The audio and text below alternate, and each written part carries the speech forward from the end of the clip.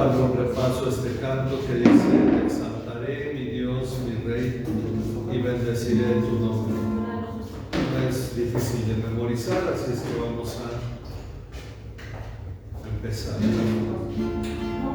Bien, vamos a orar para iniciar. Ahorita regreso a su casa. Vamos a orar para iniciar. Padre que moras en los cielos, te damos gracias por concedernos esta tarde para tomar ese estudio, Señor, que confiamos sea de edificación para cada uno, Padre. En tus manos nos ponemos en esta hora y rogamos que tú nos guíes en las cosas que hemos de llevar a cabo, Señor. Gracias, Padre, por cada uno de mis hermanos que está aquí presentes. Te pedimos que tú seas el que edifique la vida de cada uno y permita, Señor, que esto que estamos estudiando nos lleve verdaderamente a comprender, Señor, cuál es tu voluntad. En el nombre de tu Hijo Jesucristo, nuestro Señor y Salvador. Amén. Bien, vamos a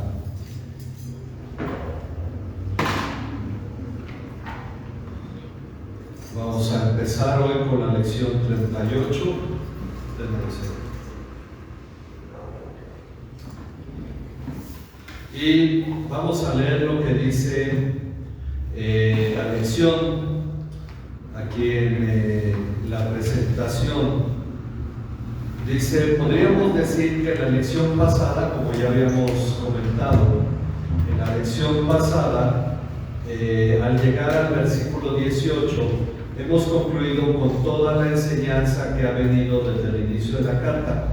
Por tanto, lo que ahora tenemos por delante es la aplicación y la exhortación derivada de esta enseñanza, la cual se ha centrado en el papel de Jesucristo como el sumo sacerdote que ha inaugurado el nuevo pacto, por el cual somos santificados y tenemos entrada al lugar santísimo.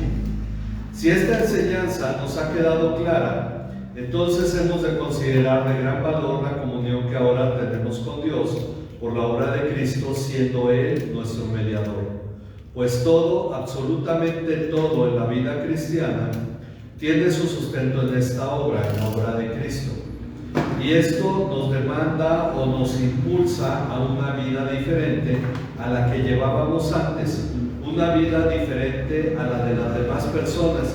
Esta forma de vida es lo que hemos de estudiar a partir de esta lección, para vivir conforme a la expectativa de Dios para nosotros, no basada en exigencias, sino como consecuencia de la gran obra de Cristo Jesús. Así es que lo que vamos a empezar a ver ahora es lo que la Biblia nos impulsa, o lo que la obra de Cristo más bien nos impulsa a hacer. Recuerden que la vida cristiana no se vive por obligaciones o por imposiciones, que ese ha sido el gran error que durante siglos muchos han cometido, y no dudamos que haya habido quienes hayan entendido sobre este error.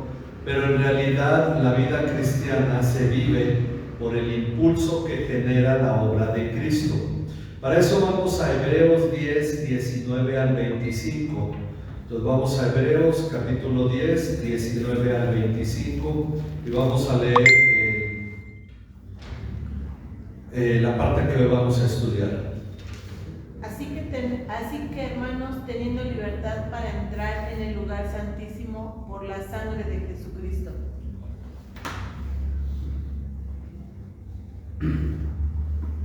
Por el camino nuevo y vivo que Él nos abrió a través del velo, esto es, de su carne. Y puesto que tenemos un gran sacerdote sobre la casa de Dios, acerquémonos con corazón sincero, en plena certidumbre de fe, teniendo nuestro corazón purificado de mala conciencia y nuestro cuerpo lavado con agua pura. Mantengamos firme la profesión de nuestra esperanza sin vacilar, porque fiel es aquel que prometió. Consideremos cómo estimularnos unos a otros, al amor y a las buenas obras. No dejando de congregarnos como algunos tienen por costumbre, sino exhortándonos, y tanto más cuanto veis que aquel día se acerca. Ok, entonces vamos a ir viendo lo que la carta señala, que dice que, va a enfatizar dos cosas importantes. Lo primero que la carta enfatiza para esta nueva vida, es decir, lo que resume y la razón por la que debemos vivir diferente, es que ahora tenemos que confianza o libertad, como diga la versión que tienen, confianza o libertad para entrar al lugar santísimo. Ok, confianza para entrar al lugar santísimo.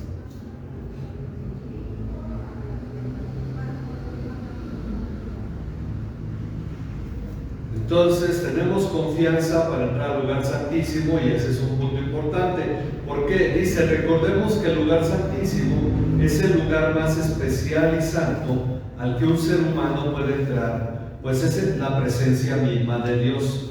El sumo sacerdote levítico, el del antiguo pacto, entraba a la copia del terrenal, no al verdadero, recuérdenlo, de este lugar santísimo solamente una vez al año, bajo riesgo de perder la vida si no lo hacía apropiadamente. Es decir, además de que entramos al lugar santísimo, no entramos a uno terrenal que es copia, sino al verdadero lugar santísimo, al original o celestial. Y nosotros no entramos con ese temor. Dice, sin embargo, nosotros tenemos libertad de entrar todos los días, en todo tiempo. Este es el primer punto que establece la razón de la gran diferencia entre lo que se espera de quienes vivimos en la gracia, a diferencia de quienes vivían bajo la ley. Ahora nosotros entramos al lugar santísimo, a la presencia misma de Dios, sin el temor de que nos ocurra algo como al sumo sacerdote que entraba bajo el temor de que si no era digno, entonces podía morir en ese lugar o no lo hacía correctamente. El asunto es que esto habla de la gran diferencia que hay entre nuestra relación con Dios ahora y lo que había en el nuevo pacto. Podemos entrar continuamente cualquier día, pero esto es precisamente lo que deberíamos enfatizar, del hecho de que orar es algo que ahora nosotros podemos hacer y entrar a la presencia de Dios, y que no siempre consideramos un gran privilegio, sino que llegamos incluso a considerarlo una carga o una imposición. Pero ya estamos viendo esta comparación. Bueno, tenemos esta libertad. Ahora bien, esta libertad de entrar al lugar santísimo la tenemos por la sangre de Jesús. Ok, por la sangre de Jesús.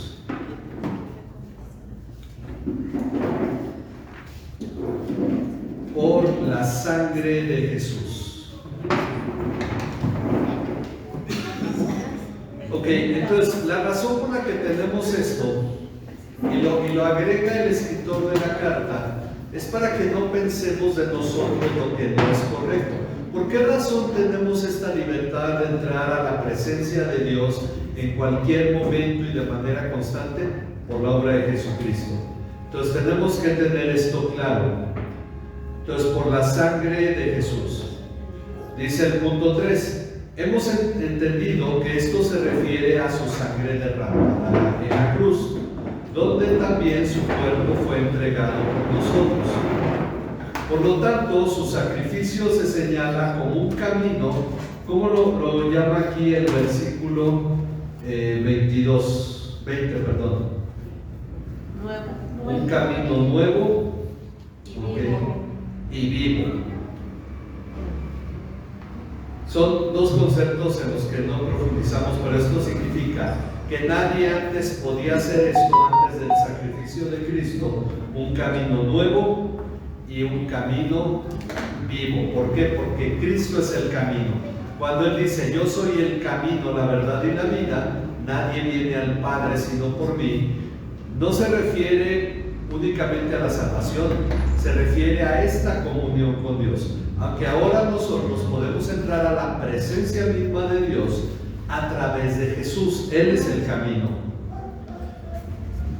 Ok, entonces, bueno, vamos en el punto 3, camino nuevo y vivo, que Él inauguró para nosotros por medio del velo.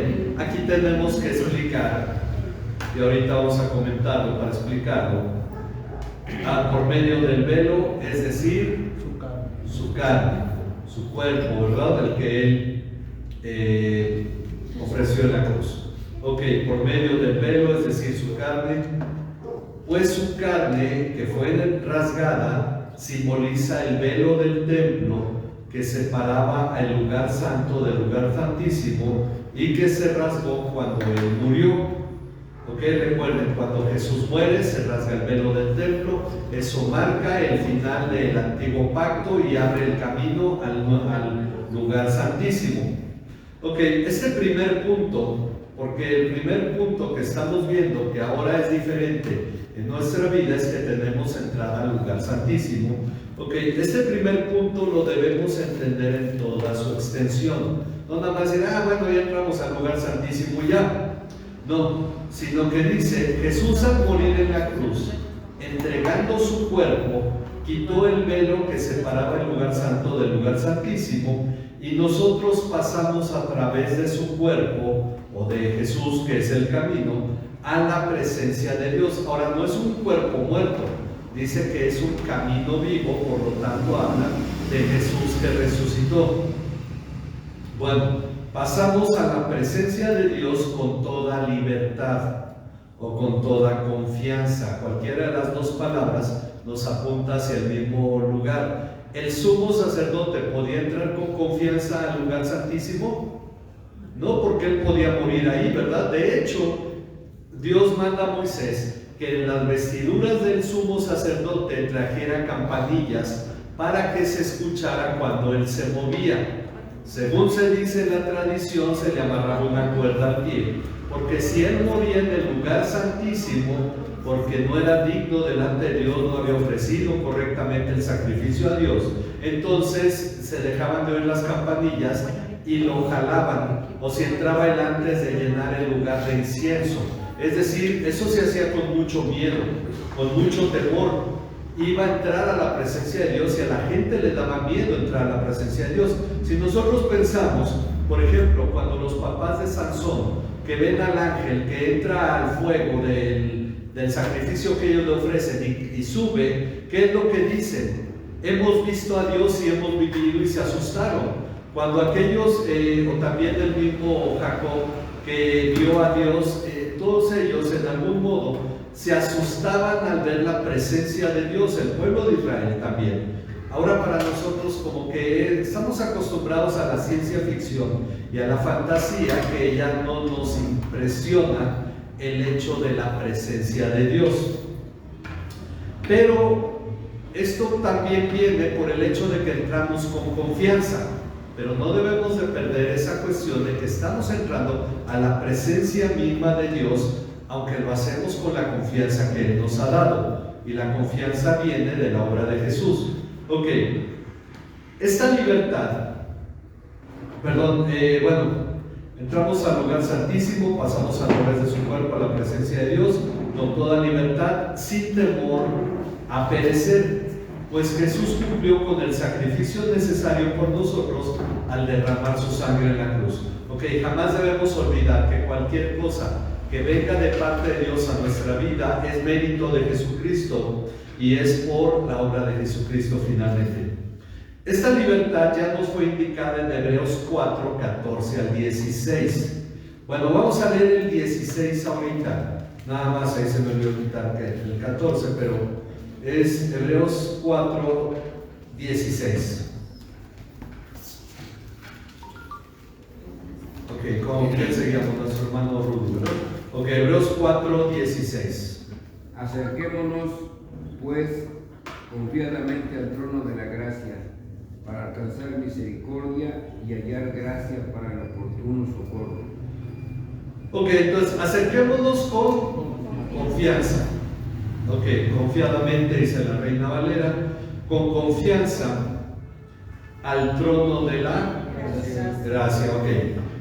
Somos llamados a acercarnos a la presencia de Dios con confianza al trono de la gracia, para que recibamos misericordia y hallemos gracia. Hallemos gracia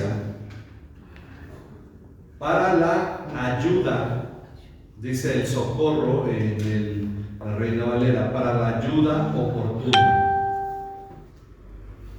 Ok, tenemos esta libertad de entrar a la presencia de Dios, y no solo eso, somos llamados a hacerlo y hacerlo con confianza.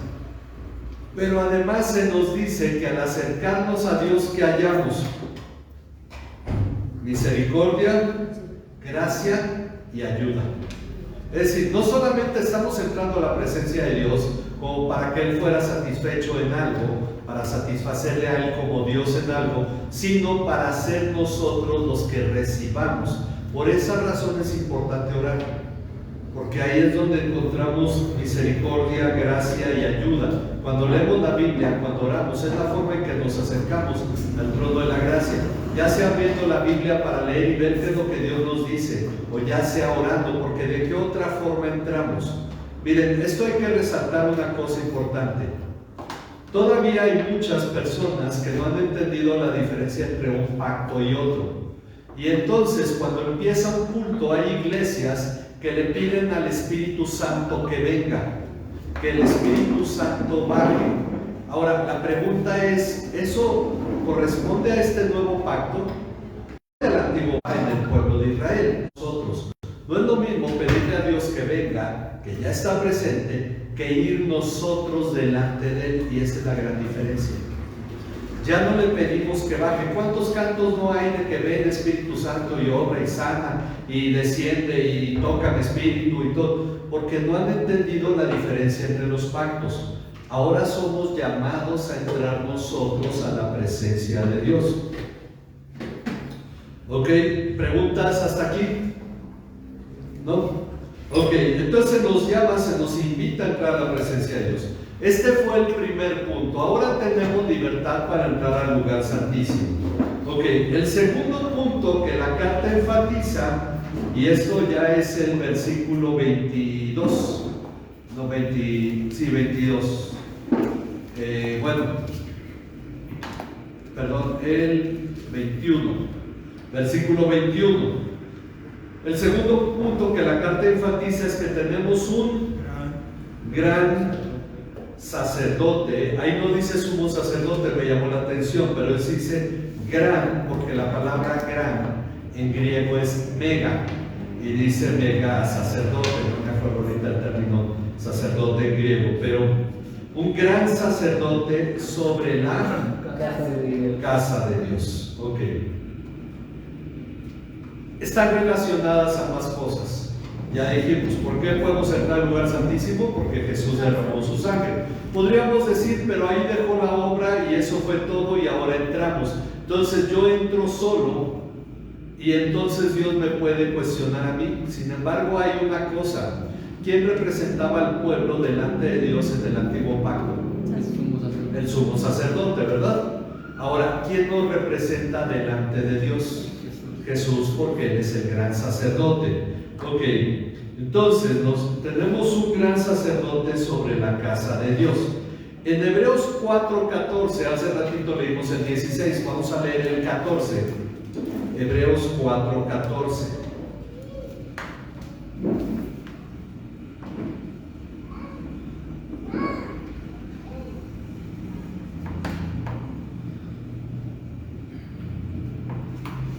Teniendo pues un gran sumo sacerdote que trascendió los cielos, Jesús, el Hijo de Dios, retengamos nuestra fe. Ok, entonces, teniendo pues, y aquí utiliza las dos palabras, un gran sumo sacerdote. Sumo ya significa máximo, pero todavía dice gran, un gran sumo sacerdote. Ok, dos términos para señalar a Jesús como sacerdote. Teniendo pues un gran sumo sacerdote que trascendió los cielos. Ok, un gran sumo sacerdote que trascendió los cielos. Ok, entonces nuevamente nos recuerda lo que estamos viendo ahorita en el capítulo 10. Jesús, el Hijo de Dios, retengamos nuestra fe. Ok, ¿Por qué razón yo debo mantener mi fe aunque las cosas no vayan bien? Porque finalmente el sumo sacerdote sigue delante de la presencia de Dios, este gran sumo sacerdote que es Jesús. Vamos ahora al capítulo 2, versículo 17, para ver cómo es el papel o la postura de este gran sumo sacerdote. Hebreos 2, 17. Por tanto, tenía que ser hecho semejante a sus hermanos y todo, a fin de que llegara a ser un sumo sacerdote misericordioso y fiel en las cosas que Dios atañe, para hacer propiciación por los pecados del pueblo. Ok, entonces él tenía que ser hecho Igual. semejante o igual, es la misma palabra, bueno, el mismo significado. Tenía que ser hecho semejante a nosotros. Por eso tomó la naturaleza humana siendo Dios, si no, no podría ser sumo sacerdote. Tenía que ser hecho semejante a nosotros o a sus hermanos, si se está refiriendo a nosotros, en todo. Y al decir en todo, involucra la naturaleza humana con todas sus debilidades, a fin de que llegara a ser un sumo sacerdote. Recuerden, es con S, con Z significa jugo, ¿verdad? Bueno, llegar a ser un sumo sacerdote misericordioso y fiel.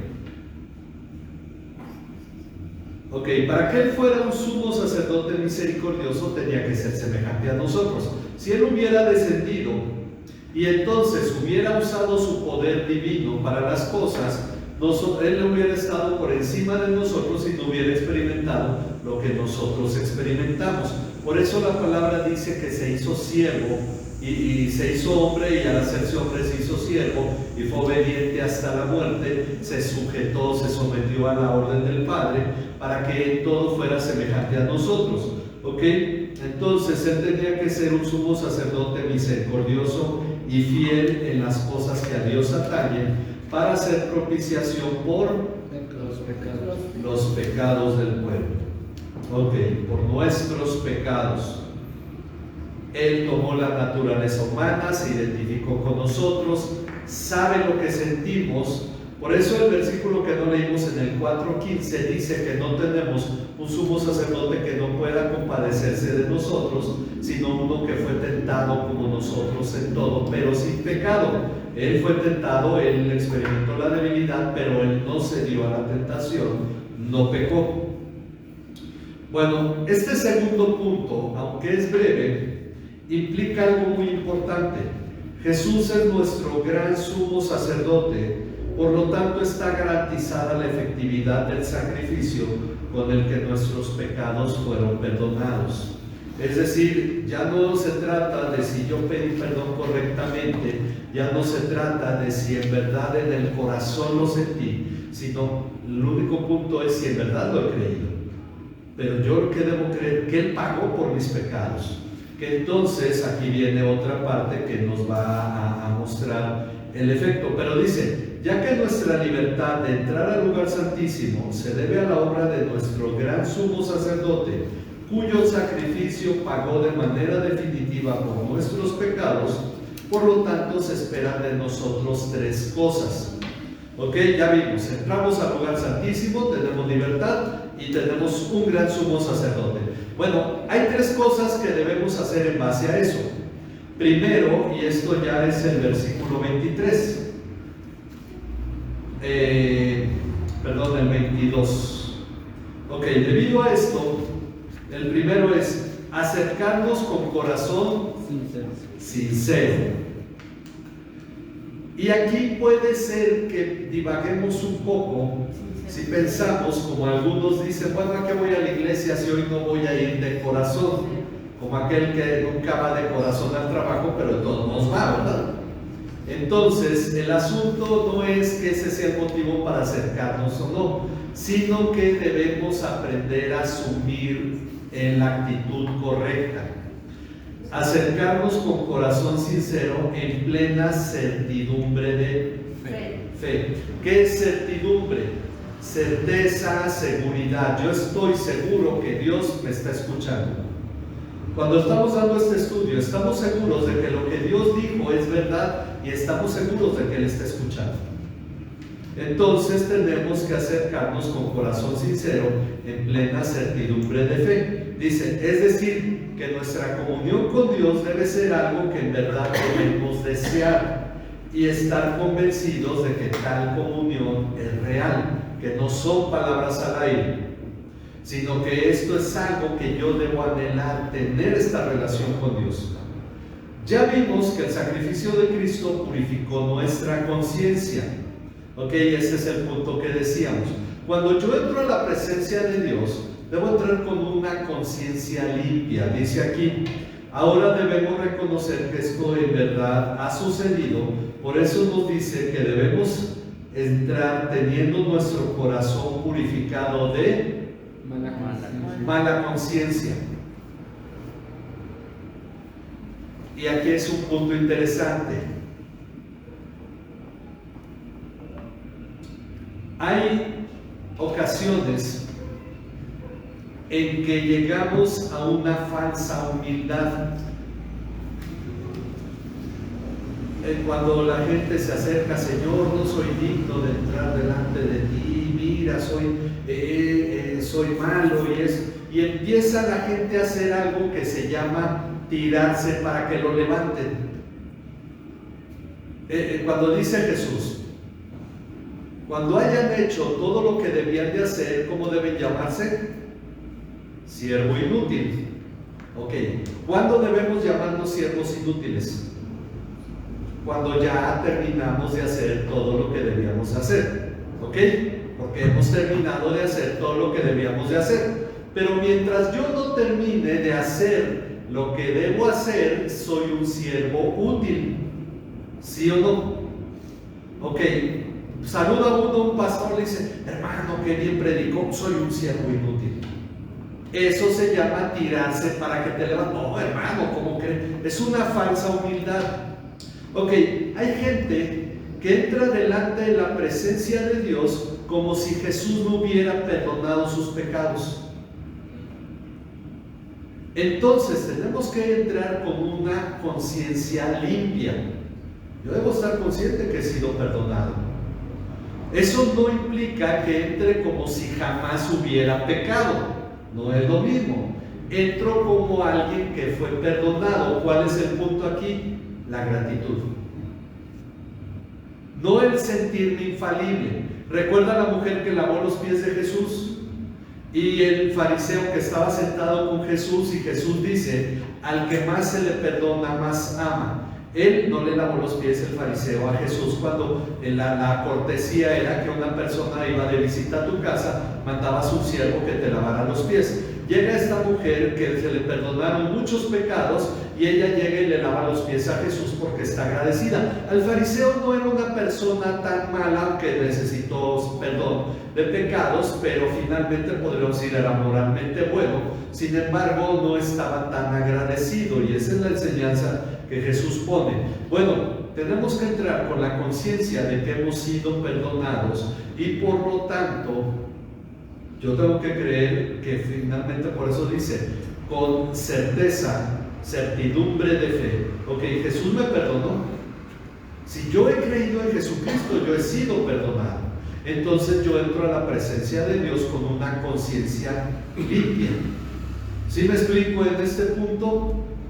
Porque no entramos para hablarle a Dios de nuestras... No entramos a limpiar la conciencia, porque el que limpia la conciencia es Cristo, en pocas palabras. Ok, no entramos para decir, Señor, no sirvo para nada, y ve, soy inútil, y todo me va mal, y siempre caigo, y esto que... Ok, tal vez un corazón sincero pueda hablar de su falta de madurez, pero cualquiera sabe la respuesta. No estás orando, no estás haciendo cambios en tu vida, no estás haciendo lo correcto, por eso estás cayendo. Ok, ¿qué pretexto podríamos poner delante de Dios en eso? Entonces, con el corazón purificado de mala conciencia. Es cierto que aún debemos crecer, pero debemos reconocer que ante Dios hemos sido limpiados. Dice, antes de entrar al lugar santo, los sacerdotes se lavaban en la pila de agua, hablando del antiguo pacto. Había una fuente de agua en la mera entrada de la tienda del tabernáculo, y entonces ellos entraban y se lavaban ahí, se cambiaban la ropa y entraban limpios. Bueno, dice, los sacerdotes se lavaban en la pila de agua que estaba en la entrada de la tienda. Nosotros debemos considerar nuestro cuerpo lavado, con agua pura. No es un piropo, no es guapura, es agua pura. ¿Ok? Nuestro cuerpo lavado con agua pura. Entonces uno se pregunta, bueno, así es que para ir a la iglesia tengo que ir bañado. Bueno, no ese es el punto. Hay que bañarse de vez en cuando y pues, agradecemos que todos hagan ese favor, ¿no? Pero el asunto es que esto no es un requisito para tener relación con Dios. Lo que vamos a ver es, dice, dado que los lectores iniciales eran judíos, si se recuerdan, porque es la carta a los hebreos, podrían considerar algunos puntos importantes para entrar al lugar santísimo, como el haber sido purificados o lavados. Por tanto, la carta señala que este requisito se cumple. Es decir, estamos cumpliendo el requisito porque el hecho de que los sacerdotes se lavaran era una representación, digamos, del cristiano que ha sido lavado. ¿Ok? Vamos a ver cómo fuimos lavados. Juan 15:3. ¿A quién le toca? Ustedes ya están limpios por la palabra que les he hablado. Ok, Jesús señala, ustedes ya están limpios. Ustedes ya están limpios. ¿Y cómo fuimos limpiados? Por la palabra que Él habló, ¿verdad? Ok. Acerca de esto, vamos ahora a Efesios 5, 25 y 26. Maridos, amen a sus mujeres, así como Cristo amó a la iglesia y se dio Él mismo por ella, para santificarla, habiéndola purificado por el lavamiento del agua con la palabra, a fin de presentársela a sí mismo una iglesia en toda su gloria, sin que tenga mancha ni alguna cosa semejante, sino que fuera santa e inmaculada. Ok, entonces dice que los maridos deben amar a sus mujeres, así como Cristo amó a la iglesia. Ok, así como Cristo amó a la iglesia y se dio Él mismo por ella para santificarla, habiéndola que purificado. El que purifica, el que limpia la iglesia es Jesús. Habiéndola purificado, y nuevamente nos lo señala, por el lavamiento del agua con la palabra. En esto podemos entender el bautismo en el sentido, es un lavamiento. Es el símbolo de este lavamiento. Ok, recuerden que antes de simbolizar muerte y resurrección el bautismo, desde los tiempos de Juan, simbolizaba lavamiento porque la palabra bautismo en griego era aplicada para el lavamiento. Ok, bueno, entonces Él ha purificado a la iglesia por el lavamiento. Vamos a ver Tito 3:5. Tito 3:5. Él nos salvó no por las obras de justicia que nosotros hubiéramos hecho, sino conforme a su misericordia, por medio del lavamiento de la regeneración y la renovación por el Espíritu Santo. Ok, entonces aquí nos dice que Él nos salvó. Ok. Él nos salvó, un principio que entendemos que no fue por las obras de justicia que nosotros hubiéramos hecho, sino conforme a su misericordia por medio del lavamiento. ¿Ok? Nos salvó lavándonos por medio del lavamiento de la regeneración por medio del lavamiento de la regeneración y la renovación, ¿ok?, por el Espíritu Santo. Aquí aplica la palabra, el Espíritu Santo, el nuevo nacimiento, es la forma en que Dios nos ha limpiado. Entonces podemos entrar a la presencia de Dios. Por eso habla de una conciencia limpia, o el corazón purificado de mala conciencia, porque ya hemos sido lavados, ya hemos sido perdonados. ¿Ok? Aquí es donde muchos a veces objetan, porque yo crecí entendiendo estas cosas, algunos las explicaban y no faltaba quien decía: ah, pero entonces ahí ya cualquiera siente que puede ir a pecar, y empiezan a hablar de este tipo de cosas. Bueno, por eso la carta abarca varios puntos, aunque hoy no vamos a tocar el de la amonestación, que es para la siguiente lección. Pero esto nos habla primero de entender que ya fuimos limpiados. Entonces ya no es el punto de volvernos a ensuciar, sino de entender que hemos sido lavados. Ok, este primer tema que se espera de nosotros habla de la actitud correcta con la que debemos acercarnos a Dios, lo cual veremos nuevamente en el 11.6, cuando lleguemos a Hebreos 11.6, pero vamos a leerlo. Hebreos 11.6. Y sin fe es imposible agradar a Dios, porque es necesario que el que se acerca a Dios crea que Él existe y que se recompensa a los que lo buscan. Ok, cuando entramos a la presencia de Dios, ahora lo ampliamos en Hebreos 11.6, debemos entrar con fe. Por eso nos dice: en plena certidumbre de fe, porque sin fe es imposible agradar a Dios. Entonces tenemos que creer que Dios está presente y que además Él premia a los que le buscan. ¿Cómo los premia? Bueno, ya leímos que si yo entro a la presencia de Dios, hallo misericordia, gracia y el socorro oportuno. Que este tipo de estas cosas realmente son el galardón de Dios para quien le busca, pero llegaremos ahí en unas lecciones, espero que no muchas. Ok, esto es lo primero, la actitud correcta, la comprensión correcta. Voy a entrar a la presencia de Dios, ¿cómo debo entrar? Segundo, ¿qué es lo que se espera de nosotros? Y ahí sí vamos al versículo 23. Mantener firme la profesión. Mantener firme la profesión, y ahorita explicamos qué significa profesión, de nuestra esperanza. La profesión de nuestra esperanza sin vacilar. La palabra profesión involucra en un modo lo que uno es, pero lo que uno vive y desarrolla, que es lo que tú profesas. Cuando te dicen qué carrera estudiaste o qué profesión tienes, finalmente se refiere no en realidad a una carrera profesional, aunque viene todo el punto, sino en realidad es qué es lo que piensas, qué es lo que vives. Eso es profesar.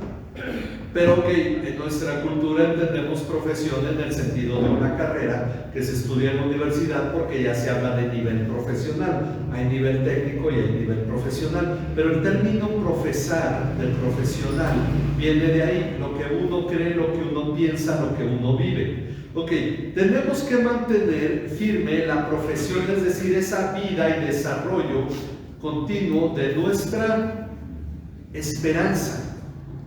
E incluso le agrega sin vacilar. ¿Y qué significa vacilar? Que ha sido un sinónimo de cotorreo. Pero vacilar, ¿qué significa? Dudar. Cuando uno vacila en una decisión, en realidad está dudando. Ok, sin dudar. ¿Qué significa? Tú tienes que estar bien seguro de lo que esperas que Dios haga. Entonces, bueno, Dios jamás te dijo que te daría una mansión y que te haría rico. Muchos cristianos esperan eso porque les dijeron que si hacían tal o cual cosa, eso iba a venir a su vida. Y entonces tienen esa esperanza, pero no hay un fundamento para esa esperanza. Tenemos que esperar de Dios lo que Dios sí dijo. Bueno, entonces, dice esto se refiere a vivir basados en la seguridad del cumplimiento de las promesas de Dios, como lo es su perdón de nuestros pecados, lo que acabamos de ver. Oye, en verdad yo sí fui limpiado, sí fui lavado. Ese es un asunto de esta convicción que debemos tener. Dice, y la entrada a su presencia, lo que acabamos de ver. En realidad yo cuando me arrodillo o cuando estoy de pie, pero me pongo a orar, estoy entrando a la presencia de Dios. Por esa razón yo tengo que tener esa esperanza clara. Obviamente hay más esperanza, la vida eterna. Jesucristo volverá, nos llevará con Él y compartiremos con Él la eternidad. Bueno, entonces dice que nosotros, ¿dónde voy? Ok, su perdón es el 15, ¿verdad? El perdón de nuestros pecados y la entrada a su presencia, porque ¿cómo señala a Dios? Fiel es aquel que prometió. Fiel es aquel que prometió. Es decir, Dios no necesita ninguna garantía de cumplimiento porque Él va a cumplir. Sin embargo, en Hebreos 6, 17 al 20, vamos a ver qué dice. Hebreos 6, 17 al 20, aunque abarca más versículos, lo reduje a eso nada más. Adelante, hermano. Por lo cual, queriendo Dios mostrar más abundantemente a los herederos de la promesa la inmutabilidad de su consejo, interpuso juramento, para que por dos cosas inmutables, en las cuales es imposible que Dios mienta, tengamos un fortísimo consuelo los que hemos acudido para asirnos de la esperanza puesta delante de nosotros, la cual tenemos como segura y firme ancla del alma y que penetra hasta dentro del velo, donde Jesús entró por nosotros como precursor, hecho sumo sacerdote para siempre según la orden de Melquisedec. Ok, entonces dice que en este pasaje vimos, este es un resumen, no sigue el pasaje tal cual. Vimos que para mostrarnos que su propósito es inmutable. Inmutable, es decir, que no cambia. Eso significa inmutable. No va a cambiar su propósito. Dios interpuso juramento. Ok, Dios juró. Quería que nosotros estuviéramos seguros de que Él va a cumplir lo que prometió, que su propósito con nosotros no va a cambiar. Ok, Dios interpuso juramento para que seamos grandemente animados para asirnos de la esperanza. Ok, nuevamente aquí se señala la esperanza que debemos tener. Asir, que es abrazar, tomar con fuerza, ¿verdad? Eso es así, agarrarlo para que no se suelte. Ok, entonces debemos estar asidos de la esperanza que tenemos delante de nosotros, la cual tenemos como un ancla del alma. ¿Y qué es un ancla del alma? Es para que mi alma esté segura, esté firme. No ande yo vacilando, dudando, sintiéndome preocupado, si será que sí Dios me perdonó, será que en verdad voy a tener vida eterna, será, y eso tenemos un ancla, algo que nos detiene ahí. Esta ancla de hecho es segura y firme, ok, la cual tenemos como un ancla segura y firme. La siguiente parte nos habla de que no es solo para esta vida, dice que traspasa el velo. Ok, aquí es donde entra el punto que ya hemos estudiado.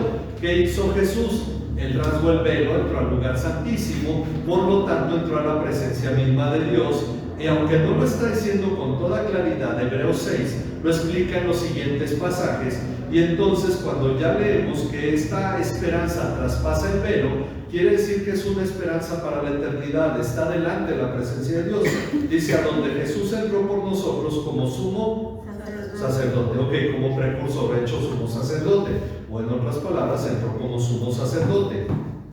Es decir, que esta esperanza va más allá de esta vida, no es solo lo que esperas que Dios haga aquí, es lo que esperas para la eternidad. ¿Preguntas? ¿No? ¿Vamos bien? Bueno, luego hacemos examen. No, no es cierto, si no ya no vienen, luego para Ok.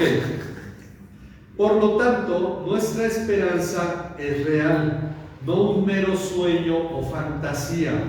Ok, los vikingos soñaban que si los mataban en la batalla iban a estar tomando cerveza en el Valhalla para la eternidad, pues todos querían morir en batalla y por eso le entraban a lo que fuera. Los musulmanes les dicen que si se sacrifican por el Islam, ellos van a recibir, no sé si son 7 o 12 vírgenes por la eternidad, entonces pues todos le entran, tienen su esperanza. Pero no hay un fundamento para eso. El asunto es que nuestra esperanza es real y no un mero sueño o fantasía. Jesús ha de volver y llevará consigo a los que, habiendo creído en Él, fuimos perdonados de nuestros pecados por su sacrificio en la cruz, el cual fue suficiente para perdonar todos nuestros pecados. Por lo tanto, mientras estamos aquí en la tierra, podemos acercarnos a Dios y Él verdaderamente nos escucha, pues Jesús es nuestro sumo sacerdote e intercesor delante del Padre. Esa es nuestra esperanza. Ok, entonces está basado en qué? En la palabra. Ahora, puede que la Biblia sea mentira, pero la verdad es que si eso es así, dicen por ahí, más vale vivir como un cristiano que cree en la eternidad y al morir hallar que no era cierto, que vivir como alguien que jamás creyó que la eternidad fuera cierto y al llegar ahí se diera cuenta que sí. Pero no es por eso que creemos, es por el hecho de que si en verdad este mundo funciona de la manera que funciona, tan perfecta, y a pesar de lo que se dice, no hemos acabado, es que si hay un ser superior que lo está sosteniendo, que lo creó y que existe, y por eso hay todas estas maravillas, y si ese ser superior es capaz de crear ese mundo, es capaz de comunicarse. Si la Biblia no fuera verdad, ya se hubiera comunicado de otra forma para decir, eso no es cierto. Pero en cambio, creemos que aquel que creó todo se comunicó y nos contó cómo lo creó. Porque la Biblia va de acuerdo con la realidad actual y va de acuerdo con la historia. Por esa razón creemos que nuestra esperanza es real. Y entonces lo estamos viendo y esto nos explica. Finalmente es el fundamento. Si no hay un libro, si no hay una verdad respecto de todas las cosas y todo es subjetivo, entonces nada es bueno ni malo. Y hay un caos y no tenemos esperanza de nada. Y cuando muramos no tiene razón de haber vivido como buscamos vivir, haciendo lo bueno si finalmente no hay nada después de esta vida. Entonces, dice, por lo tanto, el tercer tema de lo que se espera de nosotros, recuerden que son 3 cosas. La primera, la actitud correcta. La segunda, mantener esta esperanza firme. Y la tercera es, considerémonos como estimularnos unos a otros al amor y a las buenas obras. Estimularnos al amor y a las buenas obras. Quiere decir que nuestra plática no debe ser, pues tú pégale ya para que se calme, ya no le hagas caso y deja ver qué le pasa. Eso no es estimularnos ni al amor ni a las buenas obras. Los cristianos tenemos que hablar con los demás de una forma que en realidad les llevemos a entender lo que es correcto, y para eso tenemos que aprender eso. Pero esto es algo mutuo, unos a otros, estimulándonos para hacer lo correcto, estimularnos al amor y a las buenas obras, no al chisme, no a la burla, no a lo que finalmente traiga destrucción. Para ello, para hacer esto de estimularnos al amor y a las buenas obras, es importante no dejar de congregarnos. Entonces, es importante no dejar de congregarnos. Y yo creo que esta es la parte de toda la Biblia más directa que habla derecho. Dice, como algunos tienen por costumbre. Yo tengo la teoría de que esta carta, que es la única que no nos dice quién es el autor, es para que nadie le tupa en la eternidad por haber tirado directo eso. Como algunos tienen por costumbre, no hay que dejar de congregarnos. Entonces, no creo que sea por eso que no nos dice el nombre, ¿verdad? Pero finalmente va directo. ¿Qué costumbre tienen muchas personas? Y aquí está la palabra, no hay que dejar de congregarnos como algunos tienen por costumbre, porque si no nos congregamos, ¿cómo nos estimulamos al amor y a las buenas obras? Ok, más bien, en lugar de dejar de congregarnos, más bien debemos exhortarnos unos a otros.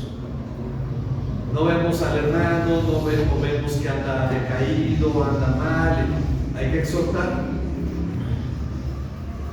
Y exhortar es animar, no es, ay, pues mire, pues ya se va a ir al infierno por no ir al infierno. No, es saber realmente motivar a la persona. Exhortarnos unos a otros, y mucho más al ver que el día se acerca. Ok, en la Reina Valera dice aquel día.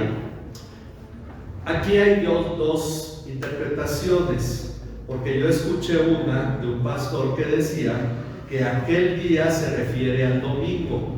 Ok, ya viene el domingo, exhorta a tu hermano para que esté en la iglesia.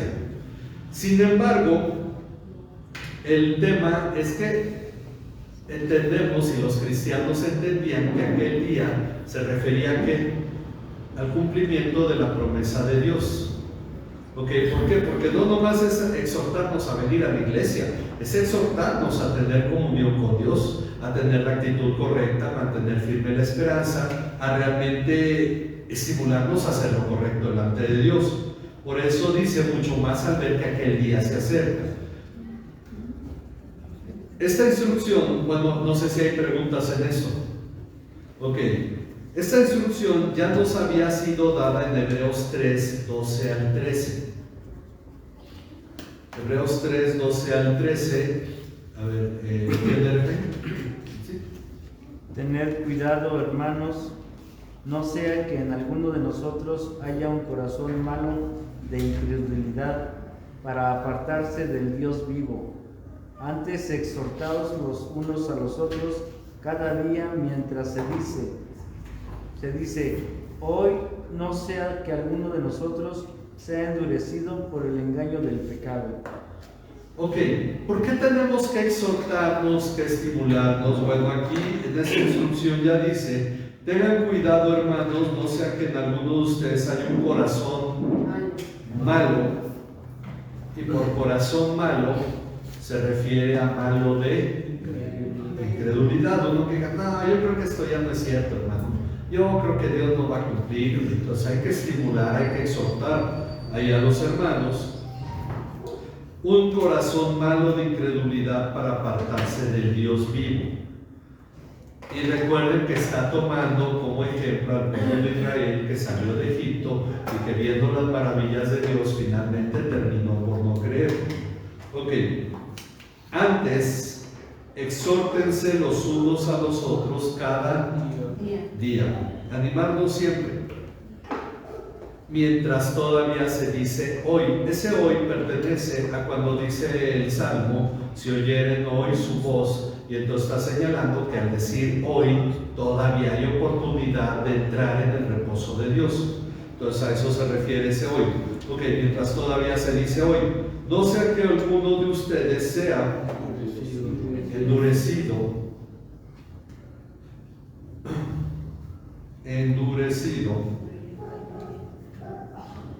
por el engaño del pecado. Ok, pero si ya es cristiano, bueno, pero puede caer, puede resbalar por el engaño del pecado. Miren, dice, hemos dicho, aún estamos en proceso de santificación.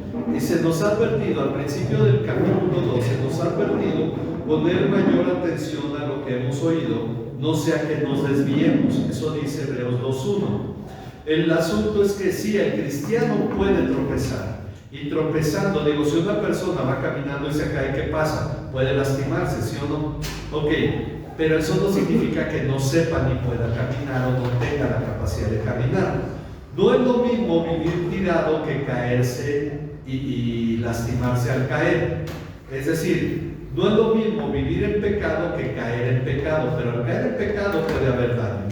Entonces, a lo que debemos ser animados es a no caer, a mantenernos de pie. Y si alguien cae, ¿qué dice la palabra? Ustedes que son espirituales, restáurenle con espíritu de mansedumbre, considerando que tú también puedes caer. ¿Ok? Entonces, por esa razón, dice aquí al final, por esa razón es tan importante la comunión con los hermanos. Si ustedes se dan cuenta, ya pasamos de toda la enseñanza doctrinal, ahora la aplicación. Tenemos que acercarnos a Dios con actitud correcta, convencidos de lo que Dios ha dicho con fe. Tenemos que mantener nuestra esperanza firme y tenemos que, bueno, el segundo fue se me fue donde están dos.